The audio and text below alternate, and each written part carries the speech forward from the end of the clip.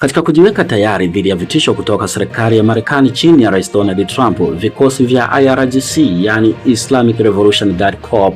vimeweza kutengeneza kizazi kipya cha ndege nyuki au drones ambazo zimeweza kusambazwa katika matawi mbalimbali au brigadia tofauti katika nchi hiyo ya Irani. Kituo cha habari cha Tasnim News kimeweza kutoa taarifa hiyo. Katika kumnukuu Chief Commander wa IRGC Amir Hatami ameweza kusema kwamba kulingana na hali halisi ya vitisho vilivyopo mbele yetu kama taifa, jeshi letu linawajibika moja kwa moja kuimarisha na kuboresha mifumo na mikakati mbalimbali ambayo inaweza ikatoa majibu stahiki kwa yule ambaye anahitaji kukandamiza uhuru wetu kama taifa na kuweza kuhatarisha hali ya amani na usalama wa ndani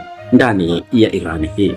Aidha, kwa mujibu wa ripoti hiyo, inaelezwa kwamba ongezeko la ndege nyuki hizo au drones lilitarajiwa kwa kiasi kikubwa sana kama sehemu ya kuongeza uwezo wa kimashambulizi kutoka kwenye vikosi tofauti vya IRGC. Aidha, inaelezwa kwamba ndege nyuki hizo zimeweza kutengenezwa kwa kutumia wataalamu maalum wanaopatikana ndani ya vikosi vya IRGC kwa kushirikiana na Wizara ya Ulinzi na Usalama wa taifa hilo la Irani, huku wakichukua somo la moja kwa moja kutokana na vita ya siku 12 iliyopiganwa baina ya taifa la Irani na Israel.